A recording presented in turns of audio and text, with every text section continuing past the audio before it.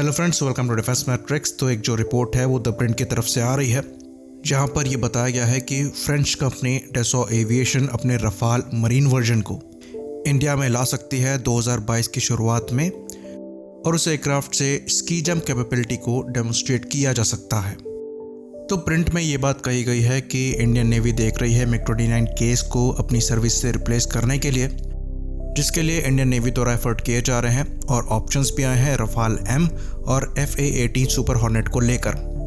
तो Rafale M के जो स्की जंप ट्रायल्स हैं वो INS हंसा में जो शोर बेस्ड टेस्ट फैसिलिटी है वहाँ से होंगे। तो डसॉ एविएशन काफ़ी कॉन्फिडेंट है और वो अपनी कैपेबिलिटी को इंडिया के सामने डेमोन्स्ट्रेट करना चाहती है। तो इसे अगले साल की शुरुआत में ही किया जाना है, तो ये जनवरी में ही किया जा सकता है। तो F-18 ने पहले ही अपनी स्की जंप कैपेबिलिटी को प्रूव कर रखा है। साथ में F-18 सुपर हॉर्नेट के जो विंग्स हैं वो भी फोल्ड हो सकते हैं। तो एक एडवांटेज जो है वो F-18 सुपर हॉर्नेट्स को रफाल पे पहले से है। रफाल के पास जो एडवांटेज है वो ये है क्योंकि ये इंडियन एयरफोर्स की सर्विस में है और इंडियन एयरफोर्स फ्यूचर में इन्हें बड़े नंबर में ऑपरेट कर सकती है। तो प्रोडक्शन लाइन को शिफ्ट करने के लिए रफाल एक बेटर ऑप्शन हो सकता है।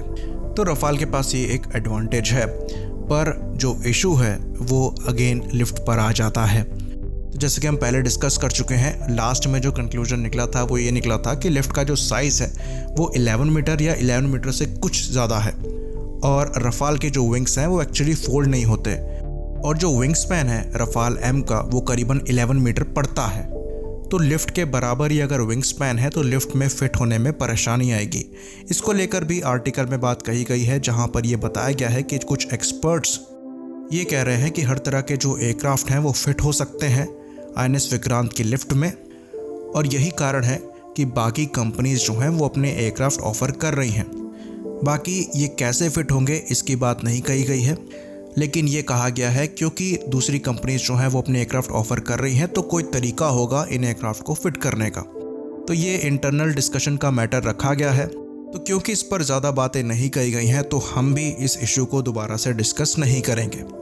लेकिन पर्सनली हमें ऐसा लगता है कि MiG-29K को अगर रिप्लेस करना है तो बेस्ट ऑप्शन TED-BF ही है। पूरा जो फोकस है वो TED-BF के प्रोग्राम में किया जाना चाहिए, क्योंकि 35-36 एयरक्राफ्ट लेने का कोई मतलब नहीं है। ये एयरक्राफ्ट भले ही INS विक्रांत से ऑपरेट हो जाए पर INS विक्रमादित्य से नहीं हो पाएंगे।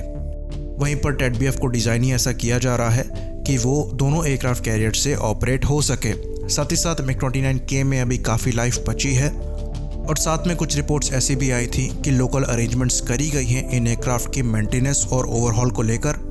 साथ ही साथ स्पेयर सप्लाई को भी इंश्योर किया जा रहा है ताकि जो सर्विसेबिलिटी रेट है वो काफ़ी हाई रह सके।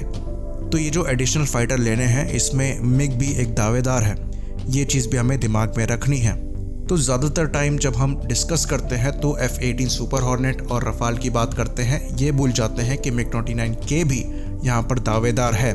तो उनकी तरफ से अरेंजमेंट करी जा रही है जो सर्विसेबिलिटी रेट है उसको मेंटेन करने की, और अगर उस चीज़ को किया जाता है तो MiG-29K ज़्यादा सेंस बनाएगा, क्योंकि ये एयरक्राफ्ट जो है वो दोनों एयरक्राफ्ट कैरियर से ऑपरेट किए जा सकते हैं। साथ ही साथ इनको ऑपरेट करने का प्रायर एक्सपीरियंस जो है वो इंडियन नेवी के पास है, और जो शुरुआत में समय लगता है नए पायलट्स को ट्रेन करने के लिए, मेंटेनेंस वगैरह के लिए ट्रेन करने के लिए, साथ ही साथ जो पैसा लगता है सिमुलेटर वगैरह के सेटअप में, तो ये टाइम और पैसा दोनों बचाया जा सकता है MiG-29K के साथ। साथ ही साथ MiG-29K के बेटर वर्जन्स की डिमांड करी जा सकती है और उसके अपग्रेड पैकेज को भी डिमांड किया जा सकता है फर्दर MiG-29K के ऑर्डर के साथ। तो ज़्यादातर जो फोकस है वो TED-BF पर ही रहे, ऑल्दो ये जो ट्रायल्स हैं वो कंडक्ट किए जाएंगे और रफाल की कैपेबिलिटी को डेमोन्स्ट्रेट किया जाएगा। साथ ही साथ F-18 पर भी यहाँ पर ध्यान दिया जाएगा, पर मेन फोकस जो है वो TED-BF पर ही होना चाहिए, और ये इंश्योर करना बहुत ज़रूरी है कि जो TED-BF है वो टाइमली सर्विस को ज्वाइन करे। इसी बात पर इस अपडेट को ख़त्म करेंगे। लाइक करिए, सब्सक्राइब करिए। जय हिंद।